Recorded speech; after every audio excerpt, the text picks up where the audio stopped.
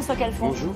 On va parler d'un tweet, vous l'avez forcément vu passer, c'est le tweet de Gérard Filoche. On va le voir dans un instant. Sale type, les Français vont le savoir tous ensemble bientôt.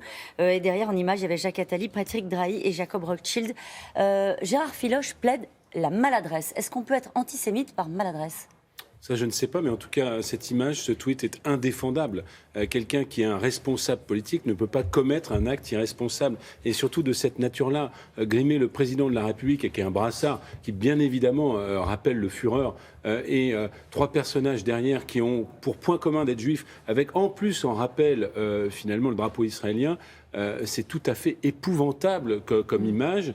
Et je crois que c'est en dehors de l'ADN du Parti socialiste. Pourquoi je vous parle de cela ce matin ? Parce que ce soir, il y a un bureau national qui va peut-être trancher le cas de Gérard Filoche. Il faut qu'il soit exclu pour ce tweet.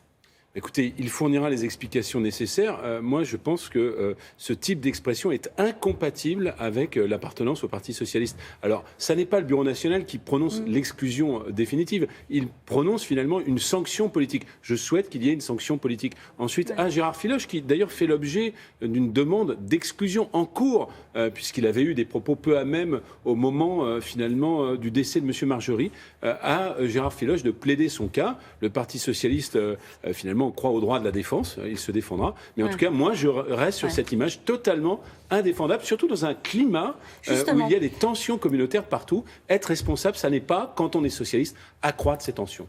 Parlons du climat que vous évoquez. Est-ce que vous trouvez qu'il y a une montée d'un antisémitisme décomplexé ? Écoutez, l'antisémitisme d'extrême droite, il existait depuis longtemps. Ça nous renvoie à l'affaire Dreyfus aux années 30. On voit bien que sur fond, finalement, d'importation d'un conflit sur notre territoire, il y a le développement d'un antisionisme, officiellement, d'une mobilisation qui est d'ailleurs légitime contre la politique de l'État d'Israël et qui, par construction, devient finalement une sorte d'accusation de la part de gens à gauche envers ceux qui seraient considérés comme appartenant à la religion proche de cet État. Or, bien évidemment, quand on passe d'un combat politique... Un antisémitisme de gauche. Il existe. Nous ne pouvons pas dire qu'il n'existe pas. On voit bien, d'ailleurs, pas simplement en politique, mais que les tensions sur la question de l'islam, sur la question d'Israël, existent aussi dans la presse.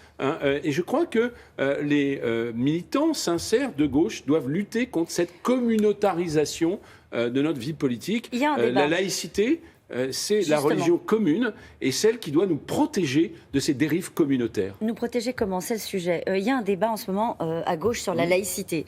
La gauche Charlie, on va l'appeler comme ça, d'un côté qui veut combattre les revendications de l'islam politique, et la gauche Mediapart qui considère que l'islamisme n'est pas une chose grave et qu'il vaut mieux combattre une forme de racisme d'État. Vous sentez plus proche de quel camp ? Je vais vous dire une chose, je vois pourquoi Mediapart en est là. C'est-à-dire que quand vous avez été un militant révolutionnaire, vous cherchez désespérément la classe ouvrière. Et c'est vrai que celle-ci a tendance à disparaître.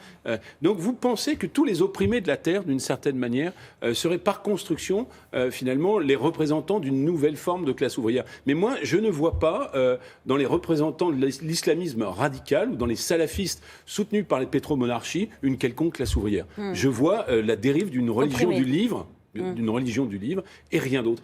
Quant à je me désole comme lecteur de presse, comme citoyen, comme homme de gauche, de cette polémique entre deux médias qui, pour moi, sont les piliers, d'une certaine manière, de la liberté de la presse. Je pense que les mots qu'ont eu, puisque je vais répondre à votre question, Mediapart à l'endroit de Charlie, il faut quand même se souvenir, finalement la mémoire est faible, qu'un commando terroriste d'islam radical a tué de sang-froid des gens qui participaient à cet exercice. Donc je crois qu'il faut avoir un tout petit peu de sensibilité, de discernement, ce que peut-être M. Plenel n'a pas eu en la période. Comme ça, j'ai répondu à votre question. Donc à la question, vous vous sentez plus proche de la gauche Charlie, en effet. Est-ce que vous diriez que la laïcité est en danger ? C'est ce que dit notamment Manuel Valls, qui en fait le combat de sa vie désormais.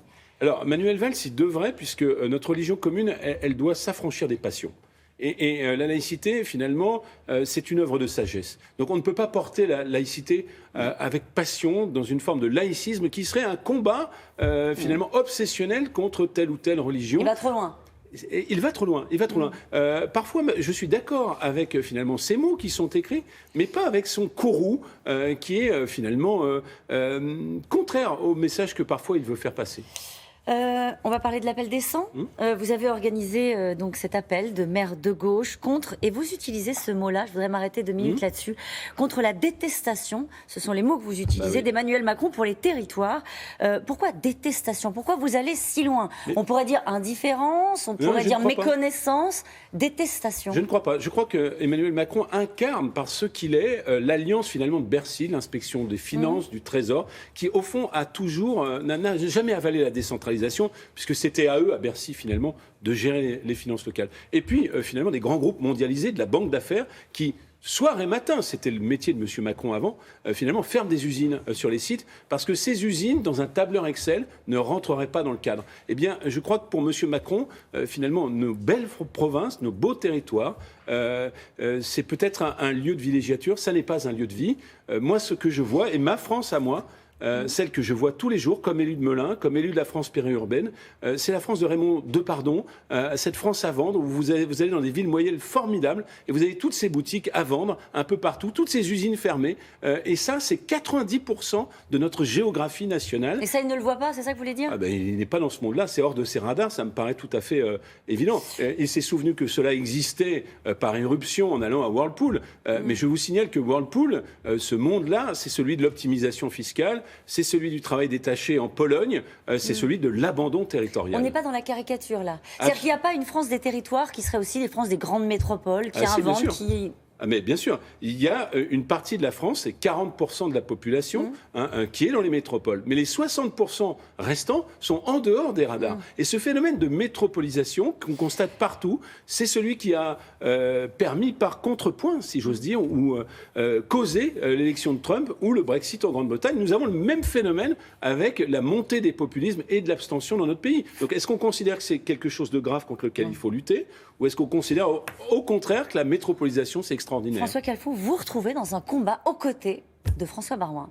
Ça vous fait quoi? Mais ça ne me pose pas de problème, parce que notre socle républicain, et je crois que M. Baroin est un grand républicain, il est justement lié à nos terroirs, à nos identités, à notre tissu social. Et j'ai envie de dire, puisque nous sommes en plein congrès des maires, qu'il y a 500 000 élus dans ce pays, alors bien sûr à Bercy, où M. Macron considère que ces gens-là devraient être rayés d'un trait de crayon, eh bien c'est ces gens qui font tenir la France debout. Et comme nous sommes ici au Cas de Vérité, qu'il y a beaucoup de gens de la France rurale qui nous regardent, les maires, les élus locaux, ce sont ceux qui, après un accident de la route le matin, vont annoncer de manière parfaitement bénévole le décès d'un proche. C'est ça la réalité de notre pays. Et c'est cette réalité du pays que M. Macron tente d'agresser avec finalement sa vision exclusivement comptable. Merci beaucoup François Calfon, c'est à vous Laurent.